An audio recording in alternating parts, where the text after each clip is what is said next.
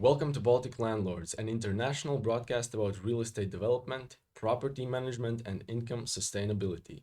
I am your host, David Sved, and my guest today is Auseklis Sarkans, real estate expert, co founder, and partner at Starlex Investment for the past 9 years and CEO of Doctorwell. As a real estate expert, Auseklis is also managing his own real estate investment and development masterclass. Ausekli, welcome to Baltic Landlords. Welcome. It's great to be here. Thank you. Let's start with real estate investments. As we know, there are two paths which investors can take to invest in real estate. One is called development, and the other is the path of passive investor. I suggest we travel both of these routes to educate our listeners about how to recognize a good deal and what steps to consider. What is your take for investors who want to develop or renovate, let's say a rental unit building in the center of Riga?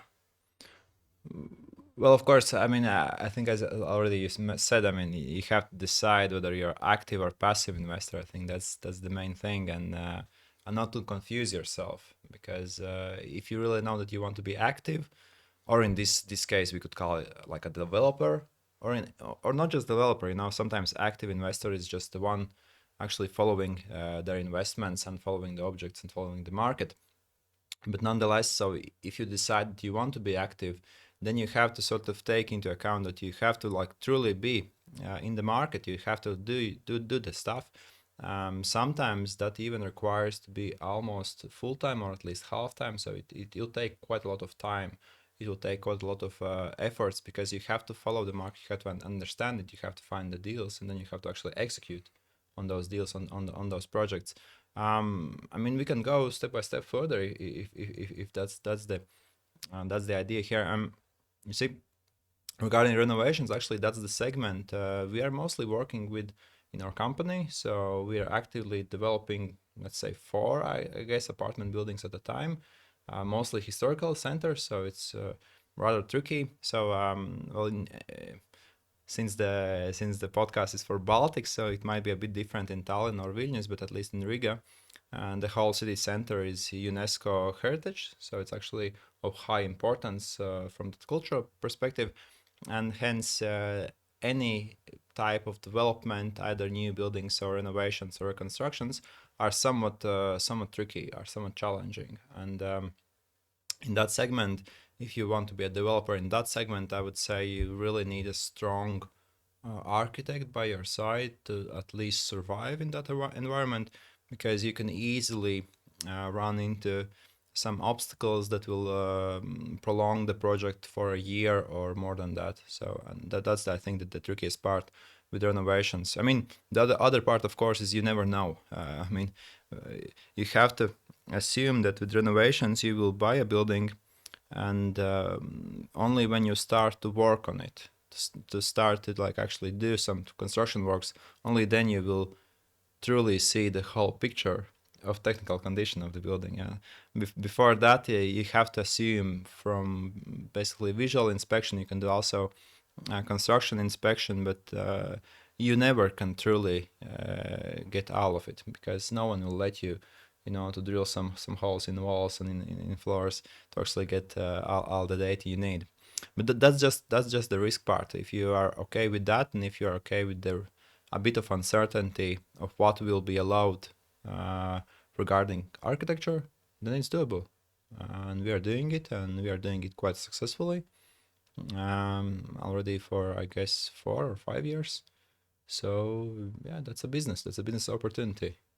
And are there any cases where such investors who want to develop or renovate these properties hire all the staff that's needed Oh to yeah, renovate and do of the course, project? of course, of course. Of course, it depends on the investor. It depends on the situation. So, or how we are working actually with our investors is that, well, our investors are more or less passive. They have some active components, so meaning that especially our main investor, he still calls the shots. He still makes the last decision on every major topic. But we as a team do everything else, like everything else, not just finding the property, getting the deal, getting a good deal, then putting it from all the aspects together, legal side, architecture side. We have several architecture companies that we are working with, then going through tenders, going through construction, renovation, and then marketing, sales. So it depends. I would say if you are a foreign investor coming to Riga and that's your like kind of first investment, then I would strongly suggest to get some local help. At least, well, the scope of the help can vary, but at least someone who knows the market, who has done it. Of course, if you are local and you have already done one or two projects, then it's a bit different. I mean, I could perhaps even say if you're local and also doing the first project, the same applies. You need some professional to guide you through that. So yeah, I mean, there are several in the market. We are one of them. Yeah, we are quite good ones. I would say we are one of the leading ones in many aspects. But just with renovation, we don't do new construction, at least at the moment, not. Yeah, so theoretically, an investor who even wants to develop or renovate a property can remain in some way passive in Yeah, that sense. sure. I mean, how actually, you already mentioned that the lectures. I mean, how I teach the students is that I divide it that you can be active or passive investor, and then you can have active or passive investment. Mm. So investment is like a property or object, and then passive investment or passive property is that just generating cash flow. You're just not doing nothing with it, or just buying land and doing nothing it and waiting for the price to increase. And active, of course, is development or any sort of renovations, etc. And so an active and passive investor means just passive doesn't do almost anything, and then active does a lot. And then you have not just two kind of combinations, but then you actually have four combinations. And in our case, we mostly work with active investment properties as such, with quite a lot of development, quite a lot of risk, to be honest. But the investors depends. They are sometimes active, sometimes passive, sometimes in between, and so on. And that sort of structure works. And I would say that's actually the best way to look. So am I an active or passive investor? And then whether I want to be involved in active or passive investments as properties. Yeah, because you can be active investor and still invest only in passive properties, and that would be that you are just following the market, you know, buying when the price is low and selling when the price is high. That's the easiest sort of way. You're not doing almost anything with the property. You're just following the market. But to follow the market, you have to be extremely active investor, because that just takes a lot of time. That just takes a lot of efforts. So in Starlex Investments, do you take the development side fully on your Uh, shoulders, or do you outsource some things to of course, another? of course, it's impossible to do it all. I mean, it's just huge amounts of works, and it depends on the project to project, and also depends on investor to investors. With some investors, we only do some parts. We only do perhaps research or strategy or pricing, or marketing or sales, or just general consultations. But with those where we actually get more involved, so how we do it, we we kind of manage the project from A to Z. That part we do ourselves. We do all marketing and sales ourselves. We do all strategy, financing, that part ourselves. And then architects usually are outsourced companies. We are like working closely with several ones who already like long term, let's say, collaboration experience. And the same goes regarding construction works. Uh, Regarding construction works, sometimes it depends. Sometimes we take just one like main company who actually does all the work and then gets subcontractors underneath them. Sometimes we skip that part and for smaller parts just take individual companies. It depends on the scope of the project. The larger the project, most likely we'll go with one big company. The smaller the project, or more like individual works, let's say renovate facade, renovate I don't know, roof, maybe do some insulation, then that one perhaps you can do by combining smaller companies. And then of course just like, as always, there's like a part of profit, and you can either give it to someone for managing that part of work, or take it for yourself and do more work. Yeah, so it depends, but mostly, yeah, mostly we can, at least from management perspective, do it all A to Z. Yeah. Okay, and what about the second route? What advice can you give to individuals who aim to achieve financial freedom by acquiring rental unit buildings with a sustainable income source already existing? Yeah, I mean that's quite amazing. I would say opportunity for a lot of people. Um, when you buy already finished building or even rented out, and especially if it's in some decent quality. And it's not just for building; it could be also for apartment. I mean, we can just scale down all of these sort of conclusions. Just we work more with like buildings, but you can do the same with apartments. I think the main factor is that there is so much less risk involved. So it's just much more secure. I would even say much more, like really emphasizing that much more part. And for a regular person who is not a real estate professional, that in many cases that makes the most sense because well, since you don't know the market, since you most likely don't know how to do all sorts of renovations and those things, all of those works will be highly risky to you, and you will most likely overpay for most of them. So you won't be able to compete in the market. You'll always be somewhat left behind. But with rental properties, it's much easier. You don't have to know quite much about it. You just, I mean, even the price. I mean, it's not that hard to determine rental price, and it's not even that hard to rent it out. You can actually do that part yourself if you want. You can of course manage that or give to some management, but you can do it yourself. So it's much easier, much less risk. Of course, the other part of the story is that it's usually less profitable, but nonetheless, I mean, it just depends on your preferences. A great way to do investments. Yeah, okay, let's go deeper into this topic and talk about the financing stages for specifically rental apartment buildings. What are the options for investors who need additional funding or development or purchase of the house? Well, the financing part, at least in Latvia or in Riga, in this case, as mostly the financing will be applicable only, I guess, to Riga region. It's tricky. It's very tricky, to be honest. Well, if you have a good property and if you have already existing and proven track record of like revenues from rent income, then of course it's easier. But still, the tricky part is that the maximum of years that the bank will agree for a loan, I think, is 10. Sometimes they're like saying, okay, we might do 15, but 10 is the maximum. Like at least how we feel that at the moment, what banks actually would like to have is actually 5 years.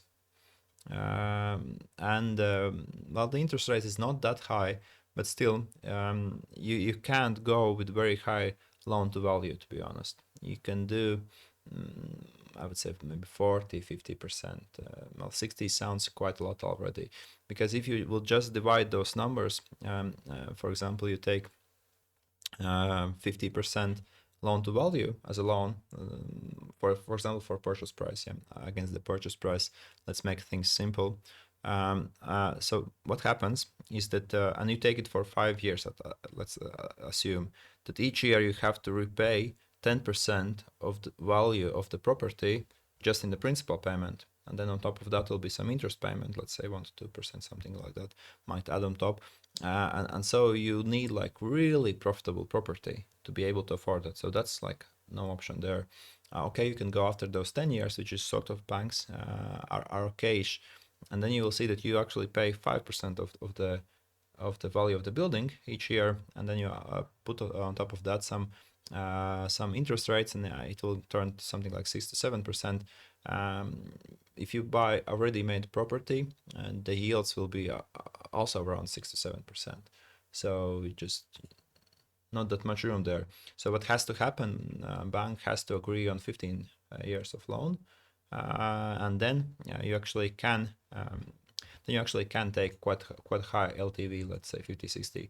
If you cannot get that 15 years, and we know that there are some chances that you can get. We know that there are some banks who are doing it, but it's quite rare. Like 10 years is sort of like the standard, but again, also not that easy to get. Then you just have to live with that. You will get 30% financing or for 40 or somewhere there, and that's just the way it is, at least currently in Riga. And I would not say that it's like bad or good. It's just, how I see with any sorts of investments, and especially with real estate. I mean, you as an individual player, you cannot change the market. So the market is there. You have like these are the rules for the game, for the investment game or development game. So either you play it or you don't play it. Yeah, it's just don't try to change the rules. I mean, you can try to innovate, but nonetheless. But as for individual person, then there's a much easier. For an individual person, you can try to get like just a regular private person loan, and that one is quite good because that one you can get against your salary, and when you take that one, then no one kind of cares how high is the yield of the rental, let's say, apartment.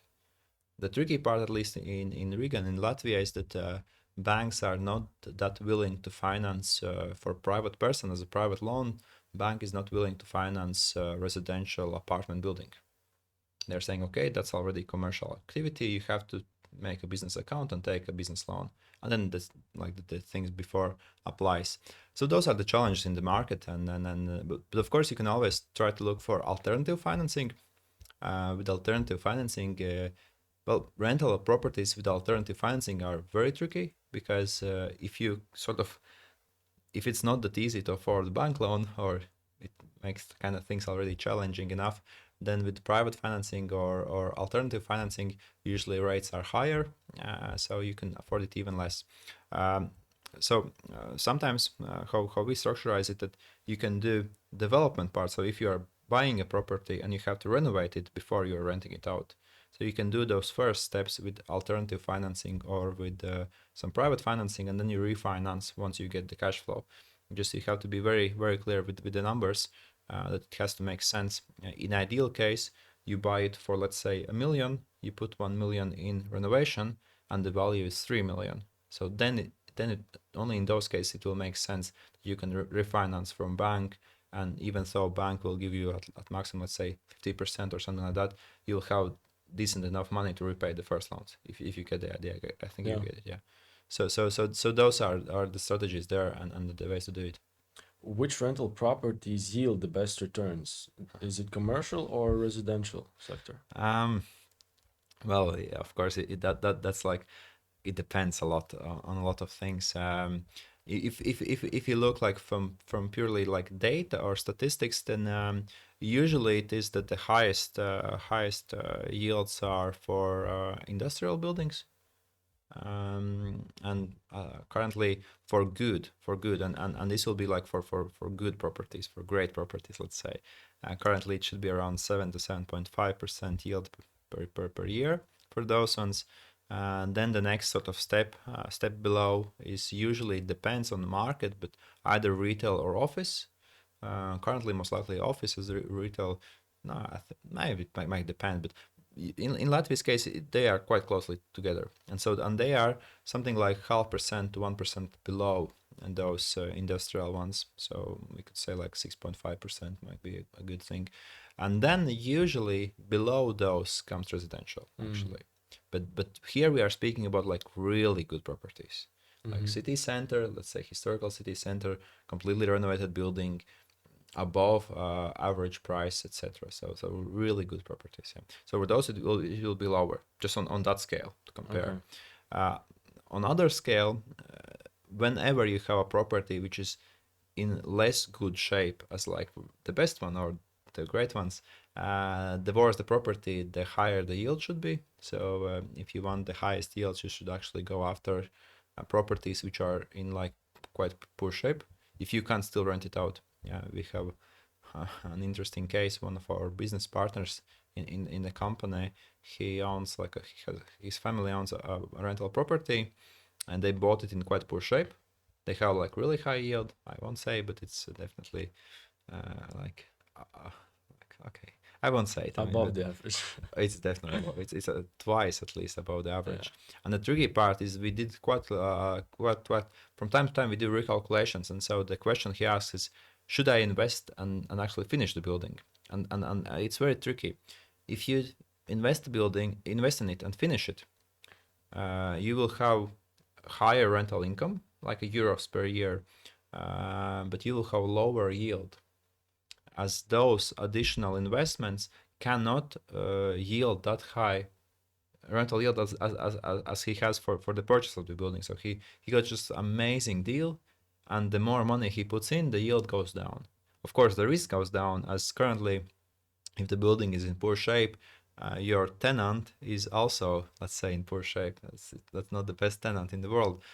So you can improve the building, you can reduce the tenant risk, but also you have to live with lower yields. And then it just depends on person to person. Someone wants to get the maximum, then that's the choice. Someone against sort of to get the minimum risk, and then someone gets in the middle, some kind of optimum. So that's that. But you also have to remember always that especially with residential ones, especially in city center, that short-term rent is always much more profitable than long-term, and hence those who did Airbnbs, they of course get much more. They of course get could easily get 10, 12, even more than that if done properly. But those are always with higher risk, and as I said to students, in some cases, you can never truly see that risk until something bad happens. Because while everything is good, you assume that like you kind of reduce the real meaning of the risk. You see that, oh well, everything is fine. I'm earning money, and short term is always earning more than long term. So it's no brainer to go short term rent.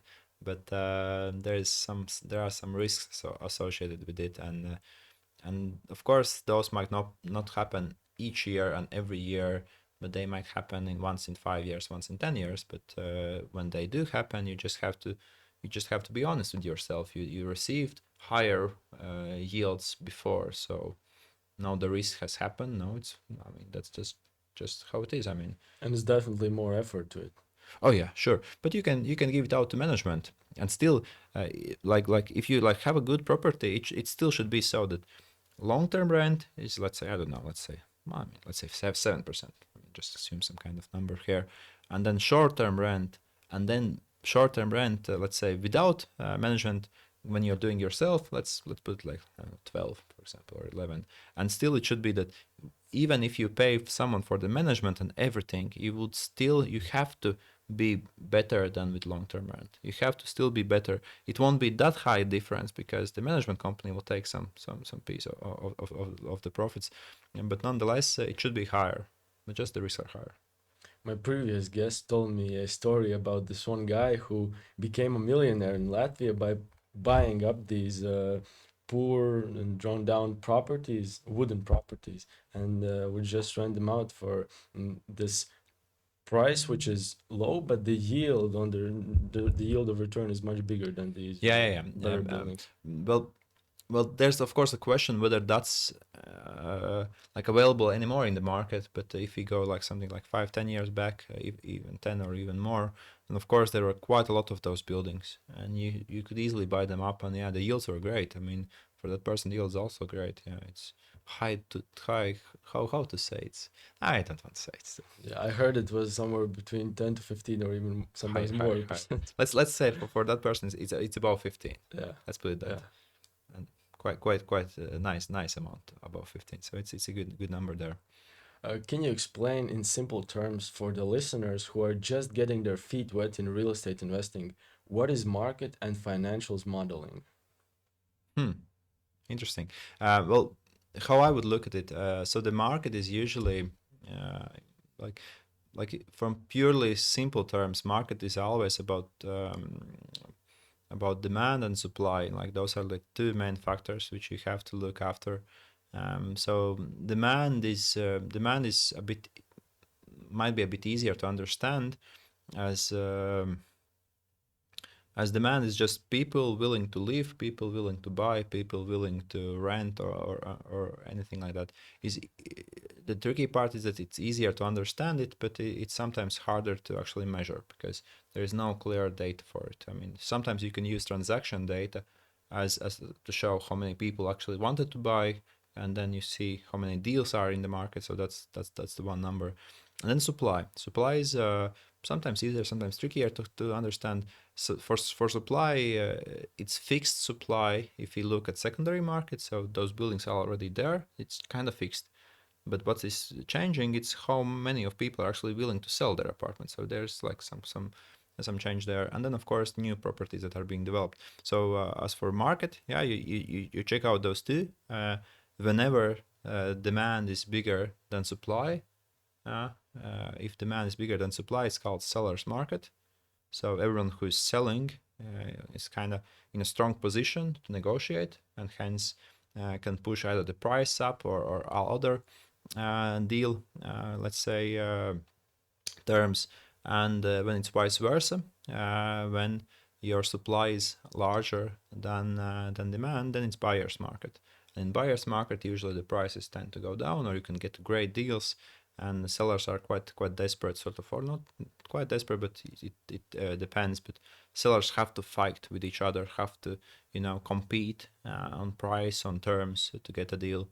Well, usually when the market is going up, when it's booming, and then it's usually a seller's market because the demand actually grows usually faster. Like if the market is going up, if the economy is going up, wages are raising, so demand will raise much faster. I mean, usually tends to raise much faster than supply, and hence it's going to seller's market, and the prices are increasing, etc., etc. And so when the market is going down, usually it turns to buyer's market. So in crisis, it's the best time to buy, as kind of, I hope we all know, also listeners. And then in the highest peak point of economic growth, or any kind of growth, is the worst time to buy. So that's for economic or market view. As for financial view, I mean, yeah, well, it's quite a complex topic, but if you want to like look at things on very simple terms, so I would suggest always measure profit as percentage per year. So that's kind of like my rule number one, which I try to sort of teach or also follow myself, as the profit per year in percentage terms. That's the main thing to look at. Sometimes people get like used to those square meter prices, either for rent or for purchase or for construction, and you cannot look at them individually. I mean, you could buy a more expensive apartment if you can rent it out for more higher rent, and you can buy a cheaper apartment if you can rent it out cheaper. Yeah, so and how you can compare more expensive with cheaper? You cannot compare the prices because the products are different. And then the only like kind of true measure is this percentage per year, and it doesn't matter whether if it's rental property, then it's rental revenues per year, or yield. If it's for sale, then it's your profit per year, but per year. And well, yeah, so one or two. It's usually people use the term ROI for profit or for development, and then yield for rental. So the strategies differ between the investor who is looking to flip his objects Yep, and yep, yep. investment buildings, and between the ones who are looking for sustainable income source. Of course, of course. I mean, for when you develop, well, the key things when you look for development, so you have to get like three, like yeah, it will be three, but some 3 to 4. So one is costs. You have to like have the bare minimum of costs. So you have to buy the property at an exceptionally good price, and of course it depends. But if you want great profits, you have to buy it at really good price, and you have to invest just the right amount, just the right amount, not too much, not too less, just the right amount. And like that amount should be, you should not overpay it. So your investment should be like really effective. And then of course the other part is you have to sell at maximum price. It makes sense, yeah. And then the third thing for development is the speed. And speed sometimes is even more important than the first, those two parts. Sometimes and of course, okay, let's take back the speed thing. You have the costs and you have then the revenues. You can calculate the profit. And if you would measure the profit as like euros, in euros term, just okay, my costs were 1 million, my revenues are 1.5 million, I have 500,000. So it's 50% profit, or 500,000. So if you don't look at the time, so you could say, okay, this is a great investment. But then the time kicks in, and for example, if this project is for 2 years, or for 5 years, so let's say 5 years, yeah. So 50% per 5 years, well, it's not that good anymore for development project, yeah. If it's 2 years, oh, it seems very interesting. If it's 1 year, it's great, it's amazing. And sometimes the people, when they're doing development, they disregard this time effect. They just look, okay, I have to go for minimum costs and maximum revenues, and I will sell the apartment, or I will keep selling it for like 2 years. But if you look from investment perspective with this profit per year as percentage as your main guidance, then you can easily see that that's like a really bad choice to do. So what you have to do, you have to reduce the price to sell it faster, much faster. If you can sell it like in 3 months for optimal price, most likely that's the goal there. Yeah, so the speed, of course, costs, revenues, but the speed for development. As for rental, it's a bit trickier. Uh, I mean, not trickier. Is it trickier? I don't know. For rental, the speed actually is not that important because if you go long term, you will still go long term. So your speed is if you buy the property and keep it forever. So your timing is not that important. It's like forever.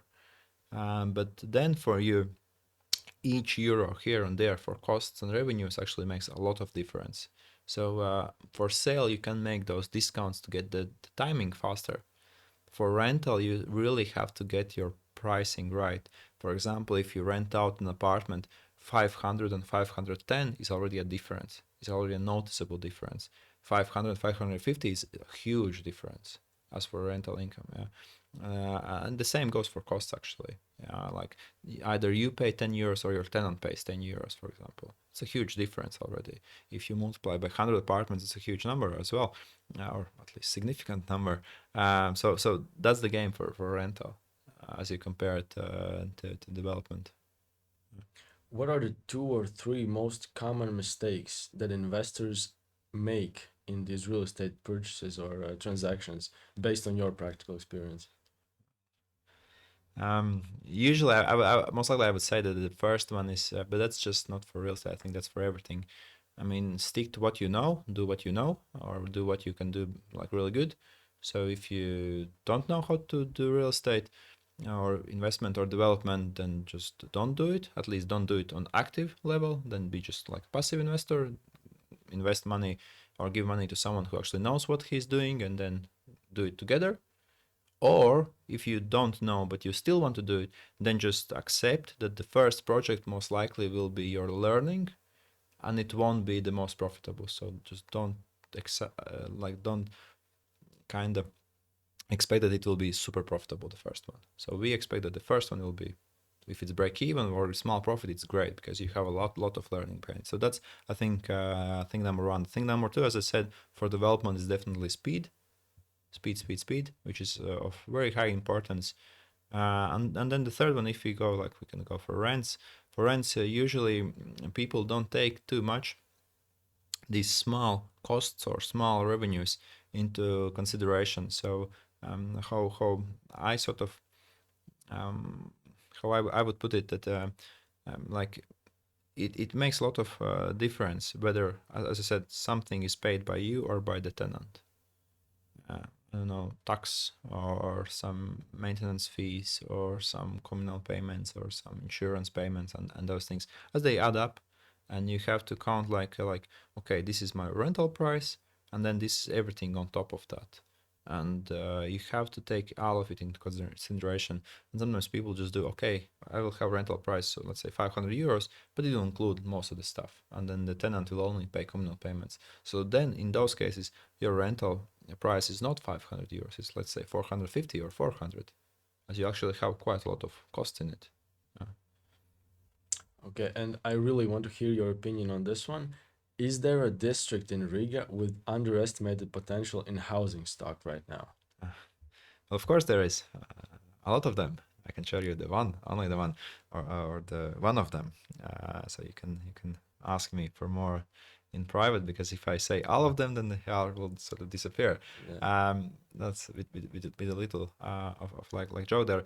Um, well, well, there are several, of course. The general rule of thumb is you have to look close to city center, and then you have to look for area which is not yet that developed. So those are like your two ingredients to find it. If you look at Riga, it's not that hard to identify those. We have in the further end of city center, basically the whole circle, like the sort of end circle or around city center. That's definitely this Moscow's Vorstadt or like that part near the railway station. definitely is one of those. And then the same goes on the opposite side of River Daugava. Uh, Disregard the closest part of Agenskans to Uncans, and but take like the third line, let's say, from Daugava, and then you will start to find a location which is most likely good. Outside of that, most likely you can also find, but I think that the main thing will remain how close it is to city center. I mean that will still remain as your one of your biggest guidelines there. How do you think these Riga city plans for 2030, which is to basically move the center to the other side of Daugava River, will impact the Riga infrastructure as a whole? Well, I think you cannot move the city center that easily. So the city center will, or the business will create city center more than the government or officials. In Riga, of course, it's a bit tricky because, well, if you look from office buildings, then we don't have like one specific area in Riga which could be called this central business district. I mean, in many cities you have like one specific area, and Riga is quite in many locations, and few of them are on the one side of River Daugava, and few are on the other side. If you would ask me, I would say, yeah. I mean, that part which is sort of the next city center on the left side of River Daugava in Pardaugava, of course, it has like quite high development potential and quite high, I would say, appeal to investors, and they are actually putting the money in it and developing those areas. So in that case, yeah, that will be. But I would not say that, and hence the other part will suffer. I would not think so. I think it will remain that in Riga you don't have one specific area for city center. That it's like sort of dispersed in several locations, and it will just remain as it is. And I think you just have to deal with that, and you just have to like see that. And I think there was this Riga X strategy or something like that, like an interesting document, and they identified that we will have like kind of clusters, and one cluster will be like in VEF or in Teika, and then one will be in this Mūksels or Turņkalns, and then one will be around Balastadambis, and then one will be in Skanste, and then I think one will be in city center. So some kind of five or six, and I think the one also is creating near airport or near Spice, like this on the Ulmani Garden there. So those are just your clusters, and just have to live with that, I guess. Yeah, I completely agree with you about these business center clusters here in Riga because in other cities like Luxembourg, for example, is I think a great example of the city where they have segmented these parts of town where it's only office buildings, and then in the old town of Luxembourg it's only bank buildings and such parts. Yeah, Luxembourg is a bit smaller city, so that for them that might be a bit different reasons. But I mean, usually you have this central business district, and it goes hand in hand with prime office or prime retail properties, and that's why it's good, because like sort of the best buildings tend to be together, or the best tenants tend to be together, and they make like some kind of this cluster of very high density buildings in that area. So it's actually there are research that sort of states that it's good to have those high-rise buildings as economic output. One of the factors influencing economic output is that how many people are working in as close area as possible, as it makes just easier for to collaborate, to I don't know, close deals, to make some ideas. So it's sort of it's also in that sense good. Yeah, we'll see. We'll see. I have my bets on this Balazs area. That's my Okay. I have like my card there. Okay. I know that in the beginning of your real estate career, you also have had an experience in property management. On what lessons can you reflect from that experience? Hmm. Well, that was quite interesting experience. Yeah, we were helping to manage a property. It's in historical city center, quite large. I mean, not super large, but quite large. I think it was 6,000 square meters, something like that. It had it had retail and offices and apartments. So mixed space. Yep.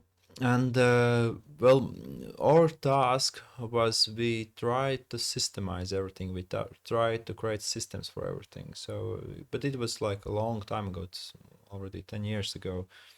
So at that time, well, at least for them, it was not that common that they, for example, had some kind of automated way to write those invoices to each tenant. So it was just a bit messy. Do it, some parts on paper, some parts on Excel. So we automated all of that. So I think if you want to do professional, like if you want to be an investor in those buildings or you want to be a manager of those buildings, they have to work like quite efficiently. I mean, you cannot waste a lot of time on those things. You cannot sit for, I don't know, 3 days and write invoices. That's just a waste of time. You have to, I don't know. Of course, nowadays we have systems, etc. So you can click a button and it just happens. Then we built it in Excel, but the same thing. That once a month you just put in all the measurements for this common space communal payments, because there was very tricky with those communal payments. It was like not only a part of those apartments and had like individual counters. So So most of they them, were fixed. yeah. And so we had like specific formulas how it just changes and calculates. So that was interesting. Then of course changing those tenants, improving tenants. It's also a big part, as especially if you have some tenants for longer time. Well, the good thing is that that reduces your risk that the property is not empty, but sometimes it's quite hard to raise the rental price if the person is already for 5 years in the property. So he just keeps on going. So the learning there, of course, is always you have to put some kind of indexation of rental price in the agreement so that you don't have to worry about it each year, as otherwise 2 or 3 years passes and you really want to raise that rent, and then the hard talk. We were young, we did not do the hard talk. That was the main property manager, who was also a co-owner of the building. He did the hard talks. So he went and sort of tried to renegotiate. And sometimes it was successful and sometimes not. So I think it's much easier to just put it in the agreement and then just it goes by that. So I think those might be the two ones. And then we helped to attract the financing and helped also to do parts of the remodeling, but then they kept on going, and I moved, transitioned to more wider set of services. What are the differences between residential and commercial real estate management in your Mm. view? Well, for residential, it's always you have to. Usually, it tends to be that the residential one, you have a lot of tenants, and they are all individual people, and it just sometimes takes more work on the relationship, more work on communication, more work on informing, more work in those regards. With commercial property, especially big ones, sometimes you have only 1 to 2 to 3 tenants, so that communication part or writing a lot of invoices is not there. There it's much more about the technical part of it, so everything has to work from technical perspective, yeah. Especially if those are well, I think most of the modern buildings already have quite complex systems for, I don't know, ventilation, heating. So you have to be very effective how you actually manage those. I think for commercial it's more about technical side, I would say, and then for residential I would say it's more about like the management of tenants themselves. That's how I would put it together. Of course, the indexation applies to both and those things, but and of course, also you have to take into consideration that for commercial property, if you lose a tenant, it's usually much more painful, since you have not that much tenants. Each of them compose quite a high percentage of your overall, let's say, property structure. With residential, it's just the tenants. You sort of it's not that heavy on you. Of course, you have to be very efficient. What's the timing? So you have to be able to rent out your apartment within 1 month. That's, I think, maximum. That's just maximum. 2 weeks, I think, is ideal.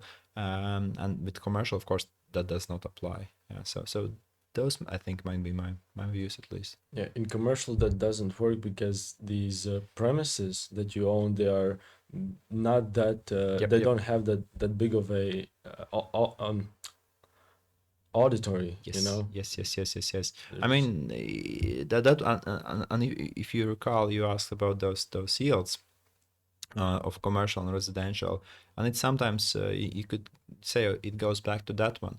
You see, it is true that for residential apartment building, you have a lot of potential customers, like a lot, and hence you could say that especially for smaller ones and like economic level, and you could say that you have like very high liquidity.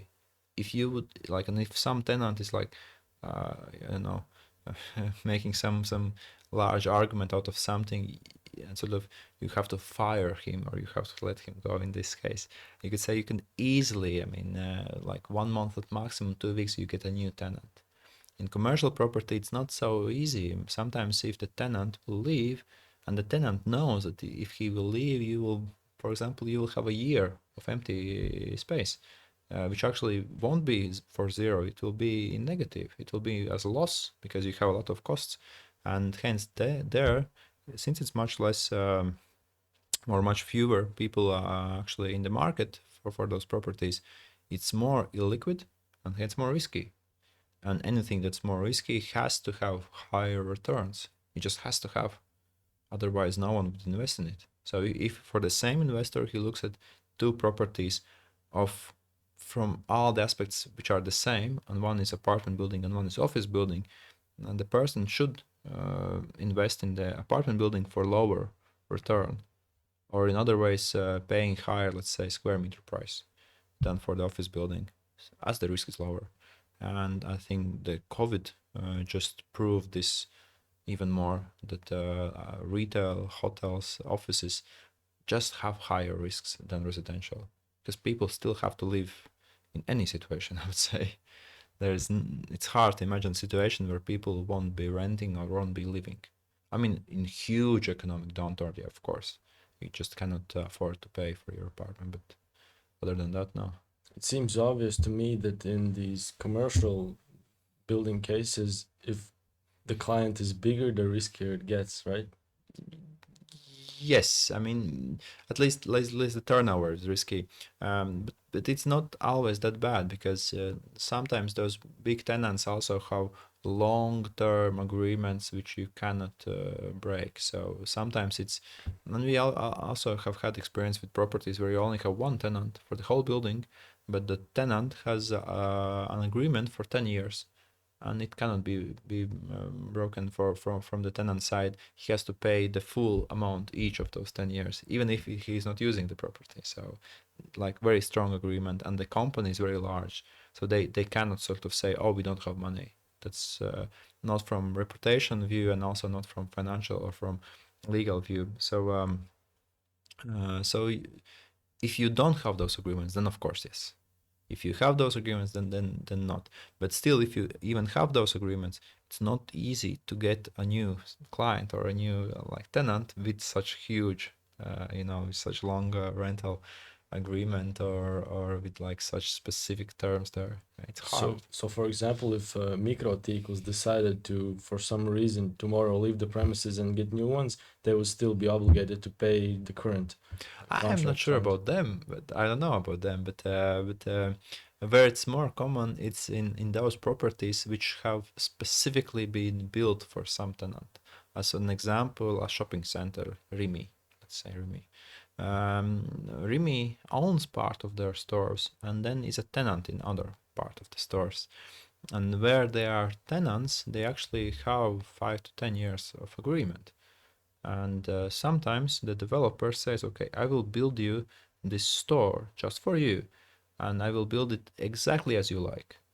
But what you have to give me in return, you have to be tenant in that property for, let's say, 10 years, and you cannot break it.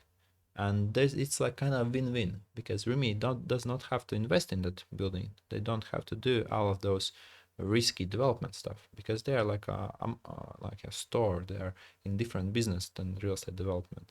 And the developer knows that, okay, if I will build it, it will be full, because the biggest risk is to build like a retail space and no one wants it. Then that's just like no, I think no one in their like sound mind, no one is doing that, to be honest. I think most of those retail, at least the smaller shopping centers, are being built when you know who is the tenant. Yeah. Where are we in real estate cycle?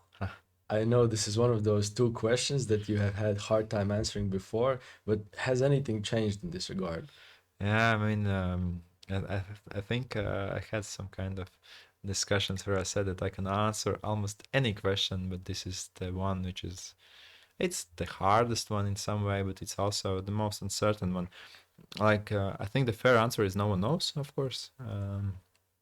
If you look from statistics, from data, and from forecasts about economic growth, it kind of would like it would kind of tell you that the lowest point is already in the past.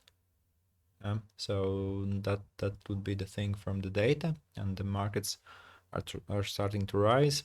However, it's very tricky to say as it's very hard to predict whether another economic shift will happen in the coming years or in the coming month. In I guess in this case, even if it does, then it could be that we might have another, let's say, down period.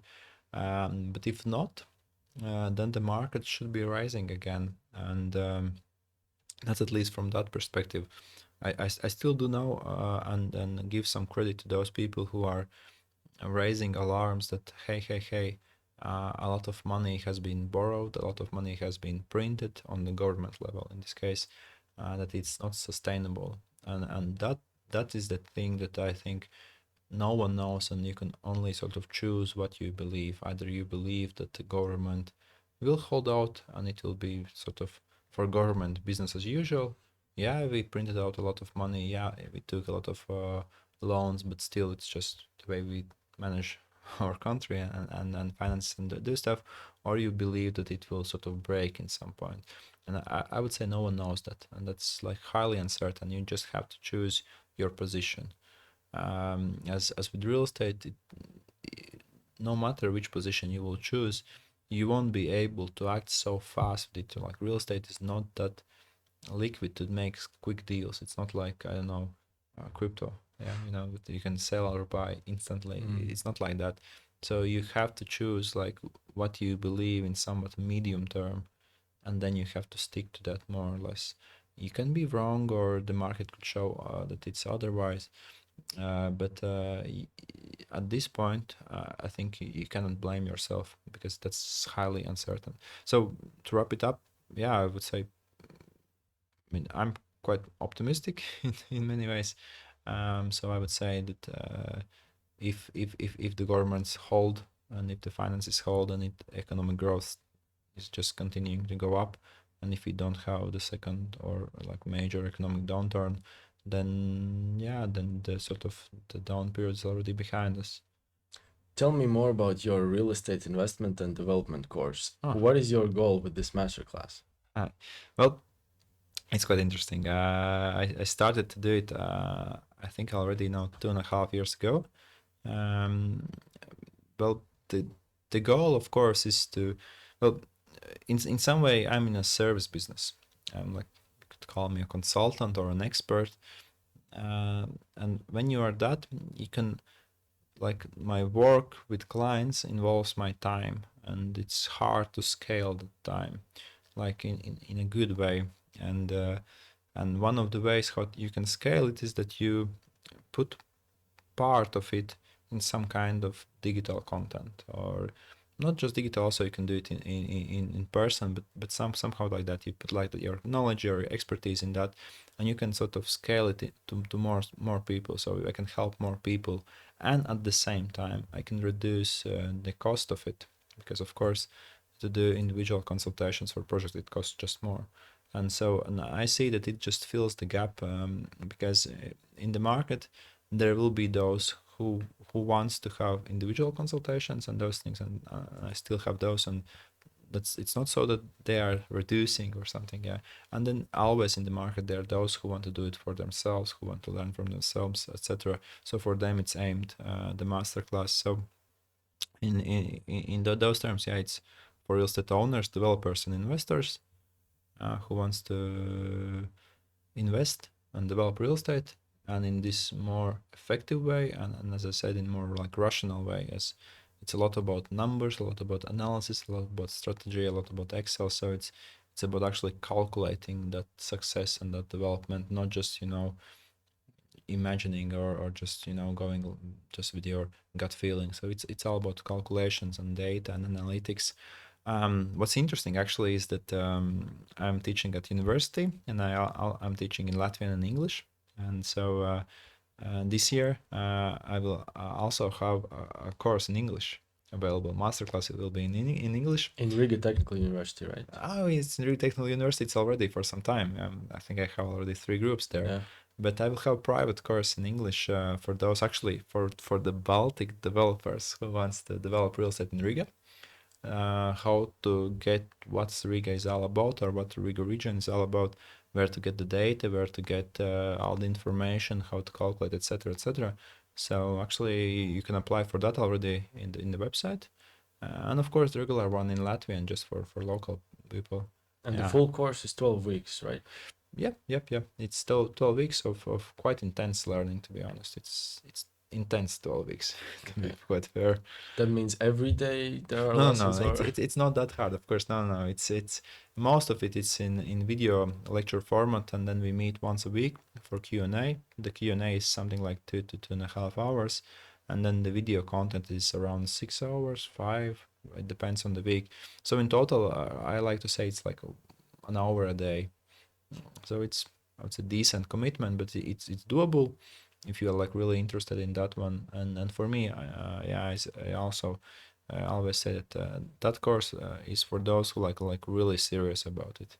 It's not like for beginners. I have smaller course for beginners, but from the masterclass, like for those who I know I want to develop it. And if you really do know that, then of course you will find ways to find the time and energy and resource to do it. So it's for those who are quite serious about it. my colleague has finished your Oh, yeah. masterclass, so I can only approve to the listeners that there's only good feedback from this masterclass. Yes. And Yes. where can people find you? Well, they can find me in the market. I'm the one buying the properties you wish you could buy. No. That's with a joke. But of course, in the market, in social media, I'm quite. I mean, not quite, but somewhat active in LinkedIn and Facebook. I'm also have an account on Instagram. Regarding the services, those are in the website. I hope you will put the link in for the website, but for the audio, it's like invest.starlex.lv. So invest.starlex.lv, that's the website, which has all of our services and all of our trainings. Like all the information there is for those. And yeah, and you can call me or you can write me, and I think you'll put in my email at least. Of course. So that's that. Yeah, and usually the first talk with me is without any compensation, so we can just chat, have a chat, or have a call, and then just see where it goes. And Okay, I appreciate this conversation, Auseklis. Thank you for sharing your time with me and Baltic landlords, and thank you everyone who is listening. Thank you. thank you very much. Thank you.